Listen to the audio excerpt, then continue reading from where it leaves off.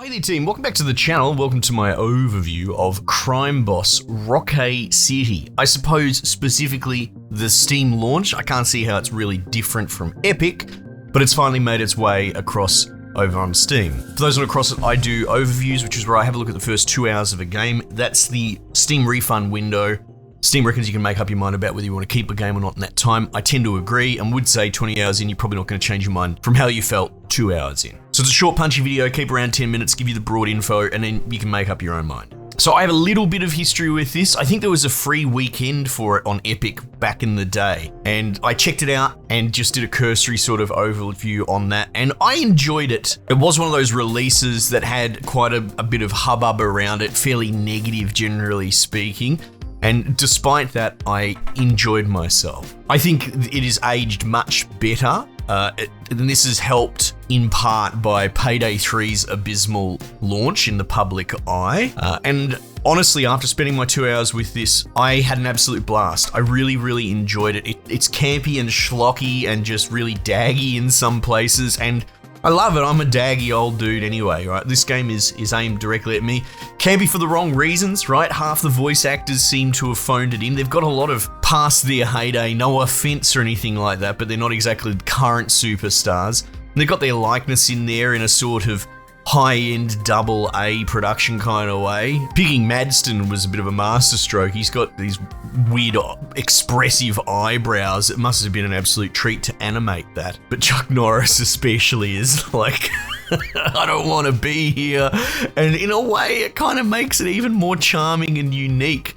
And I just really enjoy this. The gameplay loop's kind of fun. It's kind of weird. There's a bunch of systems in there. It's doing some strange roguelike campaign stuff. It feels a bit all over the place. You know, less that I'm overwhelmed with something that's definitively good and more that I'm overwhelmed with just systems for the sake of being systems. Dare I say, it may well be actually a bad game in many objective ways, but I can't help but enjoy it. I really like it, and I'm pretty sure that's a sentiment shared by many. So yeah, I'd recommend it. If you're into heist games, there are aspects of this that are actually quite addicting, short little punchy, almost vignette little heist things. They're quite varied and unpredictable as well. Like I've been knocking over armored trucks in a sort of recent string of missions, and they'll vary from like catching the truck pulled up with a whole bunch of guards and you can sort of pseudo stealth in. Other times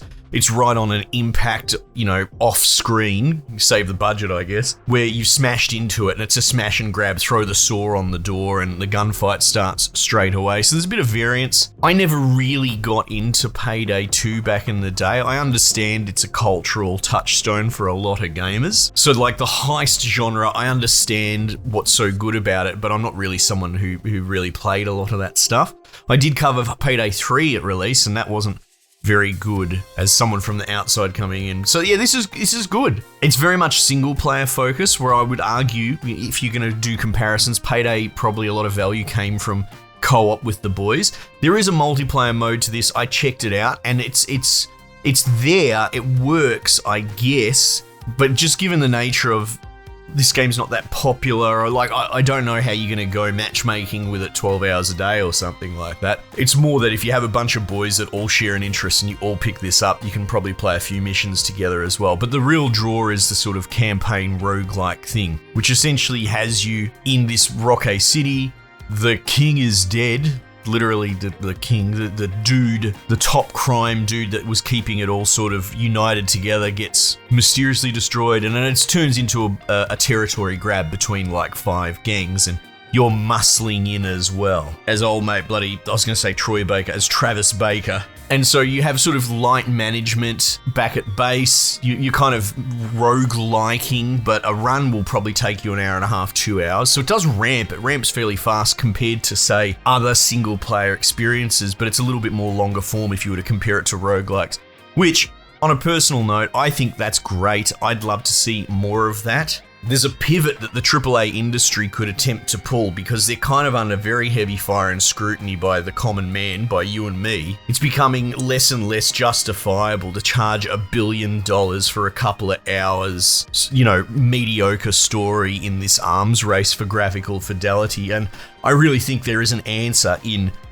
rogue-likeifying single-player games. Make it into like a 2 or 3 hour really wonderful experience. Come up with a way to rogue-like stories well, and all of a sudden your AAA experience might suddenly be worth that money again if I can play through it bloody 10 times and get a radically different experience each time. But I digress a little. Essentially, you have like a crew, including your main character, and these are guys that you sort of RPG a bit. They level up. You can buy them different equipment on the black market. You put them together as you and the bots, me and the boys, and then you'll go out and do these sort of missions where they're all heists. You scoop up money and you take it out, and then it can be guns blazing, or it can be sneaking around, cameras subduing people, zip tying them, that sort of stuff.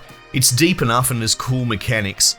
Funnily enough, the tutorial sort of loads up what I would argue is like the best kind of heist that I've played so far, but that's kind of nowhere to be seen. So they very much front load with the best gameplay mechanic, and then the sort of lower difficulty ones are less involved leading up to it. But it still gives you a taste of where it's going, and taking out security cameras, picking locks, tying up guards, all this cool stuff. But essentially, the game plays out in turns, in days, and you do runs with your crew, and they'll get exhausted. They can only do so many runs, though your main character can do as many as he wants. But you wouldn't want to go on your own, because if he dies, that's it. The whole campaign ends, and eventually he will. That's what happened to me. I got killed by a monstrous SWAT team because there's a doom timer. Chuck Norris is essentially the big bad boogeyman with his detectives and heat level, and so there's this escalating, ever-present antagonistic component that will catch up with you eventually because it is a roguelike. But you get meta upgrades for you and your crew that will augment costs and attack power and all that sort of crap. But it's good. It's good carrot on the stick.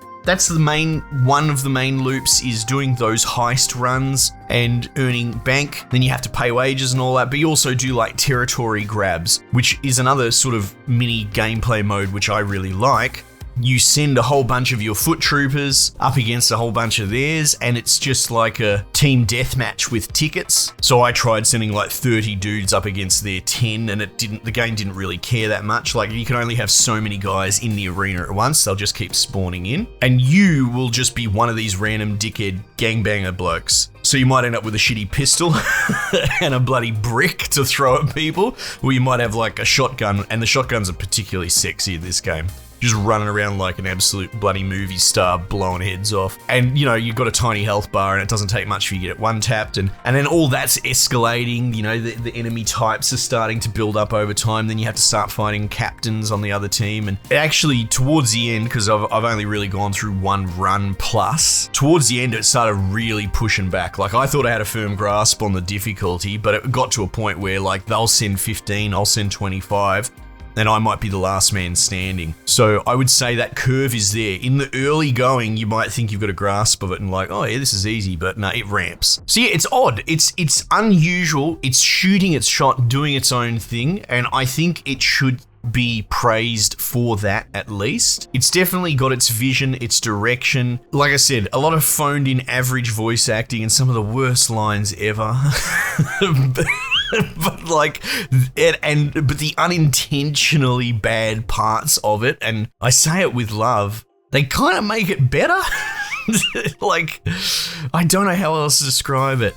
Sure, I'm laughing at the game when I say these things, but I'm laughing along too. Like, it's not that I'm hating this or anything like that. I'm really liking it. I want to play some more just because it's its own thing. And like I said, as the industry goes along and just continues to be safe and have all the same modern bullshit problems, a game like this, I think as time goes by, it's just going to age better and better for being its own thing. So yeah, check it out. It's not that expensive actually, because it's already had its main run on Epic, and it's got a launch discount on it too. Kind of more the low end of AA high-end indie cost, which I don't believe is how much it was back when it launched. So I would actually say, yeah, it's absolutely worth your time, worth your money. It's a lot of fun. Anyway, team, might just leave it there for the time being. I'll catch you guys on the next one.